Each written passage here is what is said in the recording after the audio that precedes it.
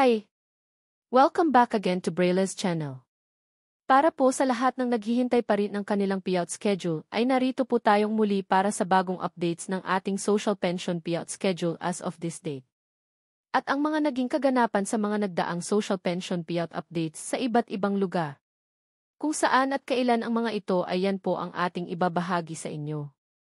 But before po tayo mag-start sa ating topic, kung bago ka pa lang sa aking channel, please do kindly subscribe, like, and share na din sa ating mga kaibigan, kaanak o kapwa po natin pensioners, at please do share na din sa ating mga social media accounts para mas marami pa ang makaalam. With no further ado, let's begin na po sa ating topic. Ang latest news, mga kaganapan at bagong payout schedule updates ng ating social pension para sa first and second quarter payout as per schedule from June 5 hanggang June 20 of year 2025. Iba't ibang lugar alamin. Narito na po ang mga naging kaganapan at ang latest payout schedule updates ng ating social pension as of this date. Ang lahat po ng ating mababanggit ay base sa naging announcement ng bawat municipalities. Simulan na po natin sa probinsya ng Odyongan, Romblon. Ang lahat ng beneficiaries ay makakatanggap ng para sa second quarter ng taon amounting to 3,000 pesos. Nakaschedule na po ang inyong payout this June 9. Kabilang dito ang Barangay Panique, Libertad at ang Barangay Tubura na gaganapin sa bawat barangay covered court. Under ng Team 2 naman, nakaschedule din on June 9 ang Barangay Maliliko, Anahaw, Taboboan at ang Barangay Bangon na gaganapin sa bawat barangay covered court. On June 10 naman nakaschedule mag-payout ang Barangay Tumingad, Gabawan, Baciano at ang Barangay Poktoy na gaganapin sa bawat barangay covered court. At under sa Team 2 sabay din mag-payout this June 10 ang Barangay Mayha, Tulay, Dapawan, Ligaya at ang Barangay Liwayway na gaganapin sa Mayha Covered Court at OSCA Office. On June 11 naman nakaschedule mag-payout ang Barangay Amatong, Patoo, Kanduyong at ang Barangay Budyong na gaganapin sa bawat barangay covered court. At ang Team 2 naman nakaschedule mag-payout ang Barangay Prog Weste, Prog Este, Rizal, Liwanag at ang Barangay Tabindagat na gaganapin sa bawat barangay covered court at OSCA Office. Ang next schedule ay sa probinsya ng Gataran, Cagayan. Ito ay para din sa second quarter payout amounting to 3,000 pesos. Nakaschedule na po ang inyong payout this June 10 na gaganapin sa Municipal Gym. Kabilang dito ang Barangay Taligan, Sidem, Cabayu, Nagatutuan, Kunig, Tagumay, Tubugan Este, Ganzano at ang Barangay Tubungan Weste. On June 11 naman nakaschedule mag-payout ang Barangay Nasiping, Gising, Calauagan Basit at ang Barangay Centro Sur na gaganapin sa Municipal Gym, at sa June 13 nakaschedule ng mag-payout ang Barangay San Vicente, Niwagak at ang Barangay Basaw na gaganapin sa inyong Municipal Gym. Ang next schedule ay sa probinsya ng Baumon, Bukidnon. Ang lahat ng beneficiaries ay makakatanggap ng para sa second quarter amounting to 3,000 pesos. Nakaschedule na po ang inyong payout this June 10 na gaganapin sa Lingating Covered Court. Kabilang dito ang Barangay Ilacolak, Kalilingan, San Miguel, Danatag at ang Barangay Lingating. Kasabay din nito ang Barangay Balintad, Mabunga, San Vicente at ang Barangay Salimbalan na gaganapin sa Salimbalan Covered Court. On June 11, nakaschedule mag-payout ang Barangay Nikdaw, Pualas, Langaon na gaganapin sa Nikdaw Covered Court. At kasama rin sa payout ang Barangay Mabuhay, Buena Vista, Liboran at ang Barangay Imbatug na gaganapin sa Municipal Gym. Ang sumunod na schedule natin ay sa probinsya ng San Miguel, Iloilo para sa second quarter payout amounting to 3,000 pesos.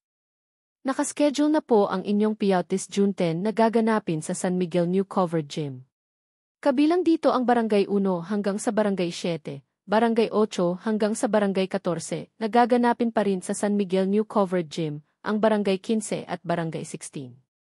Ang Barangay Consolacion, Igtambo, San Antonio at ang Barangay San Jose na gaganapin sa bawat barangay covered gym. Kasama rin dito ang Barangay Santa Cruz, Santa Teresa, Santo Angel at ang Barangay Santo Niño na gaganapin sa bawat barangay covered gym. Ang next schedule ay sa probinsya ng Barangay Bambang Bukeo, Bulacan. Nakaschedule na po ang inyong payout this June 11 na gaganapin sa Bukid Road, Bambang na mag-start ng alas 9 hanggang alas 3 ng hapon. Next schedule ay sa probinsya ng Barangay Panikian, Surigao del Sur. Nakaschedule na po ang inyong payout this June 20 na gaganapin sa inyong Barangay Multi-Purpose Covered Court. Ang sumunod na schedule ay sa probinsya ng Barangay Santa Ines, Malitbog, Bukidnon. Nakaschedule na po ang inyong payout. This June 11 nagaganapin sa inyong barangay covered court na mag-start ng 1:00 hanggang 5:00 ng hapon. Next schedule ay sa probinsya ng Barangay Damilag Manolo Fortich Bukidnon. Nakaschedule na po ang inyong payout this June 11 na gaganapin sa Damilag Covered Court na mag-start ng 8 ng umaga. Ito ay para sa local at national social pension payout. Ang sumunod po natin ay sa probinsya ng Barangay San Isidro Baclayon Bohol. Nakaschedule na po ang inyong payout this June 10 na mag-start ng 10 to 11:30 ng umaga. Ito ay para sa second quarter payout. Next schedule ay sa probinsya ng Barangay 6A Victorias City, Negros Occidental. Nakaschedule na po ang inyong payout this June 10 na gaganapin sa Cultural Center na mag-start ng 1:00 hanggang 5:00 ng hapon. Ito po ay para sa first and second quarter payout amounting to 6,000 pesos. Ang sumunod ay sa probinsya ng Barangay Kalawagan, Gataran, Cagayan. Nakaschedule na po ang inyong payout this June 11 na gaganapin sa Municipal Gymnasium. At ang panghuling naglabas ng schedule ay sa probinsya ng Barangay Poblacion, Impasugong, Bukidnon. Nakaschedule na po ang inyong payout this June 9 na gaganapin sa Impasugong Gymnasium na mag-start ng 8 ng umaga. Samantala, alamin po natin ang mga naging kaganapan sa nangyaring payout ng social pension sa iba't ibang lugar. Una na po rito ang probinsya ng Surigao City. Alam niyo po ba na umabot sa 3,771 beneficiaries ang nakatanggap ng tig 3,000 piso sa kanilang second quarter payout last May 29? Sa probinsya naman ng Unlad, Cabacan, Cotabato ay nakapag-distribute na rin ang kanilang pamahalaan ng tig 3,000 pesos para sa 6,034 beneficiaries ng Barangay Aringay sa Lapungan at mga barangay mula sa SGA Bangsamoro Autonomous Region in Muslim Mindanao or BARM sa bayan ng Old Cabacan.